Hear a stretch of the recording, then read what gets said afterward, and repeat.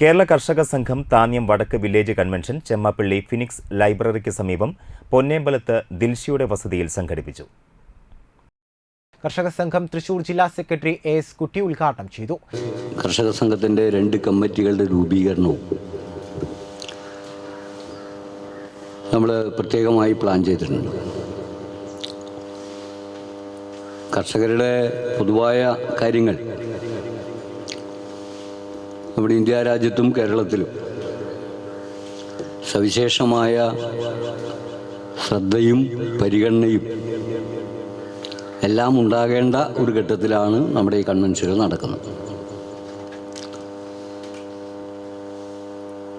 1936 നമ്മുടെ സംഘടന അഖിലേന്ത്യാ തലത്തിൽ രൂപീകരിച്ചതിന് ശേഷം നടന്ന കർഷക പോരാട്ടങ്ങളും 1935 തന്നെ കേരളത്തിൽ രൂപീകരിച്ച കർഷക സംഘത്തിൻ്റെ നേതൃത്വത്തിൽ നടന്ന പോരാട്ടങ്ങളും. പ്രസിഡന്റ് എ കെ രാജൻ അധ്യക്ഷനായി. കർഷക സംഘം Cherpu area secretary K S Mohandas, CITU Cherpu area vice president CP Jose, CITU Cherpu area committee അംഗം Sibin C Babu, DYFI Cherpu block secretary S Jimsha, secretary VK Santhosh, treasurer CS Sivaraman എന്നിവർ സംസാരിച്ചു.